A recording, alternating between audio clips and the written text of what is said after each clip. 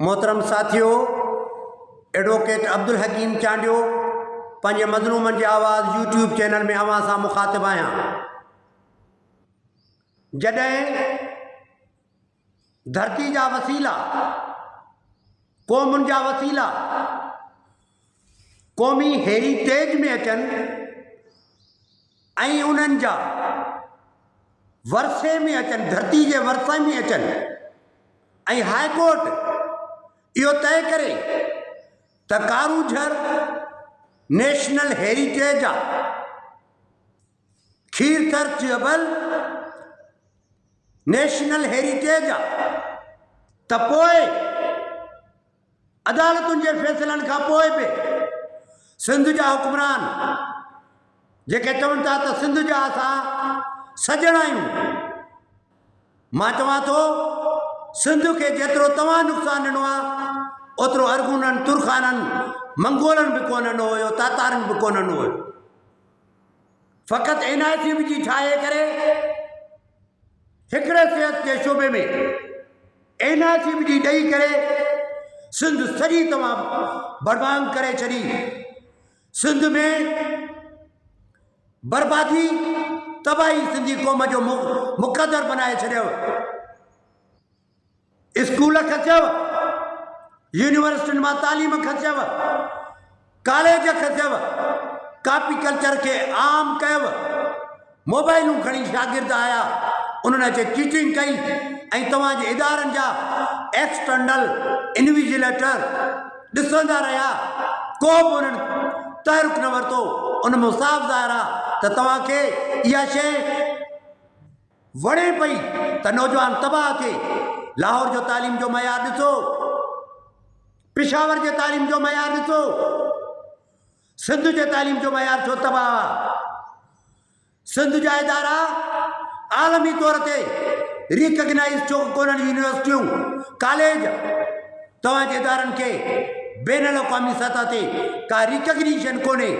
उन जे करे जो तव्हांजे इदारनि में कापी थी हले, तव्हांजा नौजवान बर्बाद थी रहिया आहिनि, उन्हनि जो को मुस्तक़बिल कोन्हे ऐं तव्हां सम्झो था त इहे माण्हू महिनत न करनि, न आल हुजनि, डल हुजनि, होशियार न हुजनि, त जीअं सुभाणे अचनि कंपटीशन जे इम्तिहान में क्वालिफाई न करे सघनि, त जीअं असांखे पब्लिक सर्विस कमीशन में पैसा ॾियनि त पोइ असां उन्हनि खे नौकरियूं ॾियूं।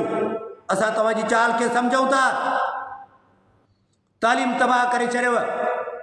कारूझर नेशनल हेरिटेज आहे, हाई कोर्ट उनखे अनाउंस कयो आहे, हाई कोर्ट जी जजमेंट आहे। वरी सिंध हुकूमत चवे थी त असां सुप्रीम कोर्ट में वञूं था उन हाई कोर्ट जे आर्डर खे चैलेंज करणु। तव्हांखे अहसासु हुजणु घुरिजे, ॿिया लफ़्ज़ मूं वटि कोन्हनि के जो मां तव्हांजे लाइ इस्तेमालु करियां, पर तव्हांजे दर्द हुजे, तव्हांजे सीने में, तव्हांजे सीने में दर्द हुजे।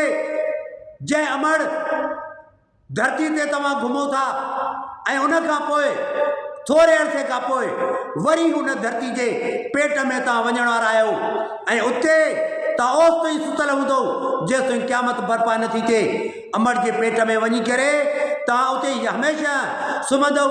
अहिड़ा अमल करे वञो जो उहा धरती तव्हांखे उन वक़्तु अहिड़ा लफ़्ज़ न चवे जंहिंसां तव्हांखे दिल आज़ारी तव्हांजी थिए त तव्हां असांजो सौदो करे आहियो।